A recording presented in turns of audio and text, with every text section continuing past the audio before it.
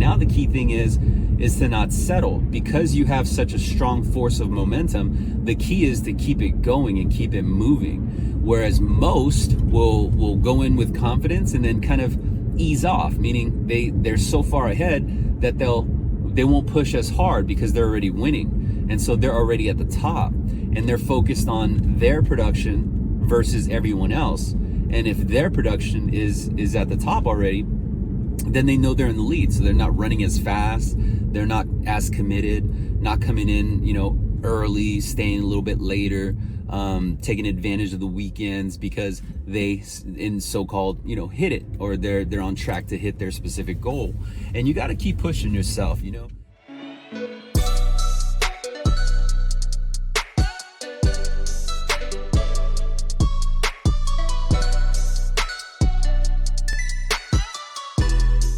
What's up, everybody? Welcome back to Sales Remastered. My name is Daniel. I'm your host, and on this episode we're going to talk about a few key things that you got to keep in mind when you come around month end in sales. Now, depending on when you catch this, you can literally apply these same principles at any time at any given month towards month end, right?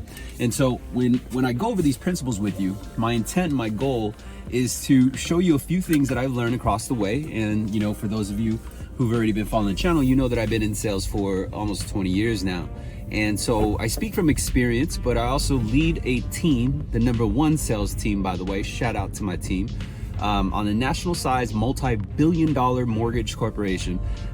We have over 200 sales teams, well over 3,000 employees, and my core team of 10 agents, we currently lead consecutively over the last 3 years now as the #1 sales team. And so I want to share with you a couple of the habits and principles that we follow, because these particular habits are what sets us apart. And so when it comes down to month end, what I want you to pay attention to first is learn how to do what everyone else is not. And what I'm talking about is what everyone is not doing is not feeding the pipeline anymore. They're not going as hard as if it was the beginning of the month again.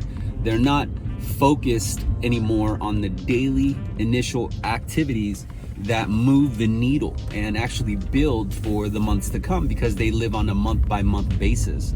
And the problem with that is that, if you go just a simple week, let alone a week and a half, or depending on when your month end starts, let's say, upwards close to 2 weeks, because it could be up to 10 days, right, that you consider month end. And if you go that long towards the end of the month without originating new business, you'll actually feel it in the month that following. So this is where the roller coaster income comes from. And you got to avoid that roller coaster income, because you're in a, you determine your outcome, which is basically your income, based on the consistency and efficiency of your daily actions. And so what I mean by learn how to do what most are not doing is learn how to consistently hold yourself accountable for your daily goals, your daily income goals. And what that means is that you may have to consistently block off certain time, regardless of what time of the month, especially at month end, where a lot of loan officers kind of take their foot off the throttle and they're not going as hard. But why? So let's take a step back and analyze why, because I think if you understand why, then you can really kind of pinpoint your focus on not doing those tasks, or at least not neglecting those tasks, I should say. And so why most salespeople kind of ease up off month end is because of various reasons. The top 3 reasons is, #1 is they'll babysit the pipeline with intent or with hopes of closing out every single deal. Nothing kind of drips over to the following month. But also another reason is because they may have already hit their goal. And so naturally, if you already hit your goal, you kind of like slow down, right? Because you've already gotten it. Like, what else is there to do? Instead of pushing yourself and actually challenging yourself to see how high you can go or how much you can do. Because if you measure your success based off of a minimum quota, the reason why they call it the minimum quota is because it's minimum, meaning that you should be doing that at the bare minimum. So if you set your own specific goals, and it has to be in line with what your big picture goals are, So your big picture goal could be maybe to pay off a specific debt, or maybe to pay a mortgage payment, right? Or afford a mortgage. Your big picture goal could be to buy a new car, or whatever it is. Maybe take a vacation, take your family out on vacation. Whatever your goal is, your daily actions need to be in line with that particular goal. So what you do every single day has to mount up and add up to reach that specific destination. And so a third reason why, most sales agents stop is because their primary focus is babysitting their pipeline. Kind of like number one, where they want to make sure everything goes through so nothing spills over. Their focus is only on the deals that they have in front of them, as opposed to finding that balance, right? The balance of being worried about the deals that you have in front of you, but never losing sight of new business, because what you generate at the month end of that month is ultimately going to be your production in the months ahead for the next 60 days. And so if you stop feeding your pipeline, then you're going to feel it financially, but your numbers are going to reflect it.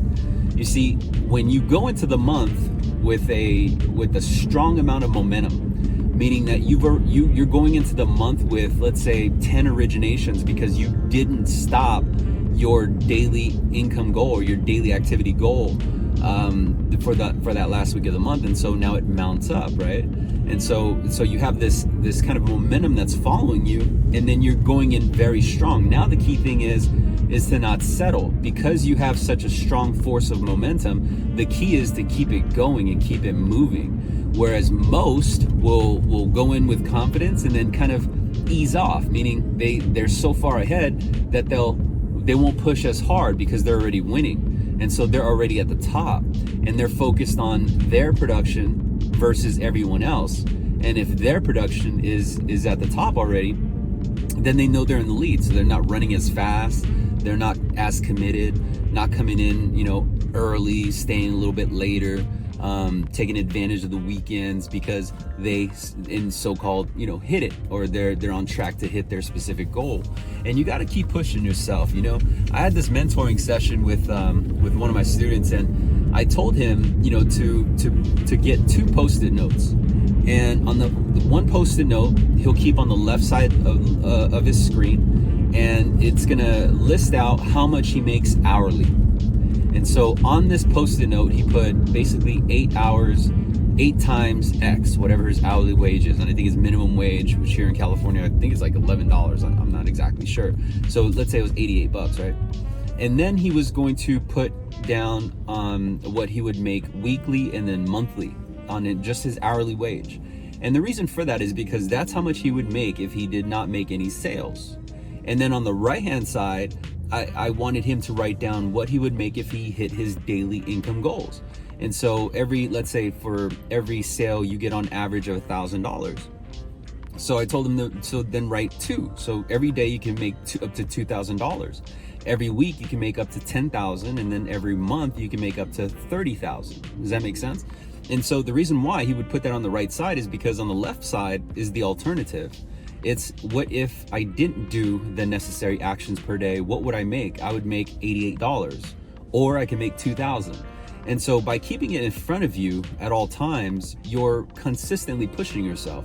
But not only that, every single day is a new day. And regardless if you're ahead, or regardless if you have momentum, regardless if you're the leader of the pack, you're going to be reminded that you have a choice. You're going to make $88 or you're going to make $2,000, right? Does that make sense? So try to practice that, because that may just be the very thing that keeps you on track and keep you motivated and keeps you consistent. One of the things that makes you confident is being efficient and adequate at your job. But another thing that keeps you confident is knowing that you're making a lot of money. And if you have a lot of money coming in, you're not coming from a place of scarcity. You're not coming from a place of desperation. You're actually coming from a place of confidence. And it's almost to a point where, you radiate this facade, or this aura, that you're not necessarily worried if the candidate or the prospect hires you. You know what I mean? Like you're okay. Not only that, but when deals fall out, because there's some deals will fall out, low appraised value, maybe they end up quitting their job at the last day right before you pull up docs. Trust that happens. You know, maybe they get fired or they get laid off right at docs, and so you do that final verification of employment and you find out they don't even work there anymore. And this stuff happens, and when you're at a place of scarcity, meaning you got that roller coaster income and you're sitting there babysitting your pipeline, you're not there feeding your pipeline at month end, you're gonna feel it that much more. And that energy or that frustration, that resentment, that anger is going to trickle throughout the rest of your day, and it's gonna actually be felt by those you encounter and you deal with every single day. So whether it's your current pipeline, new prospects, operations, you know, your fellow teammates, your family, your wife, your husband, whatever, your spouse, you know, it's gonna radiate because you felt that loss. Whereas if you follow the consistency and you actually learn to do what others won't do, when a deal falls out, you're okay with it. I mean, it sucks, of course, you want the deal to go through, but you have so much coming in. You already have so much in the pipeline, and you already know that your daily action starts over, so you're just gonna replace it anyway. And that is how you keep a strong mindset. That's how you keep motivation. That's how you walk with confidence. That's how you gain security. That's how you gain consistency, where your income is always high, not just sometimes high. You see what I'm saying? And so I think that this particular mindset and these habits are what my team practices. And this is what has allowed us to be consecutively the top ranked sales team. Most funded units, most volume, most funded per agent. Everything is at the highest conversion of all sales teams. And again, the company's like nationwide. There's well over 200 sales teams. Again, over 3,000 employees all across the nation. But it comes down to a core group of just 10 of us. And how do we do this? It all starts with the daily habits. It starts with your daily rituals. And then I'll leave you with one final bonus that I think you really need to practice is really, really, really push yourself to initiate a morning ritual. You know, I think a morning ritual is important because you need a specific amount of time where you can invest in yourself and invest in your, in your mindset, your physical well-being, your future planning, and just in silence, just focus on you. And so in this 2 to 3 hour slot, like every day, I usually don't get into the office until about 8:30, but I wake up at 4, right? So from 4 all the way up until 8 before I leave, I accomplish so much in my day that by the time I get in, I'm fired up, I'm revved up, I'm ready, right? Whereas a lot, again, I'm learning to do what most won't do. What most won't do is wake up early. What most will do is actually, wake up about an hour before they need to come in to work. And so what happens is, or even less than that time. So when they get into the office, they're barely waking up. They're going to get their coffee. They're going to go have their smoke break. They're going to catch up on 150 emails. They're going to put out a few fires that should have been put out earlier. And so what happens is by the time it reaches noon, then their day starts. But how much opportunity was lost because you're playing catch up throughout the entire day? And so then you're frustrated, you're burnt, and you're going into the end of your day kind of already done. Like you know what I mean? Like you never had a chance to actually catch up. And so a morning ritual kind of puts you so far ahead because you're organized, you're collected, you're rested, you're physically primed because you may incorporate a workout. You get your moving, whether you're walking or whether you're jogging or whether you're doing weight training, whatever it is, you've invested time into yourself.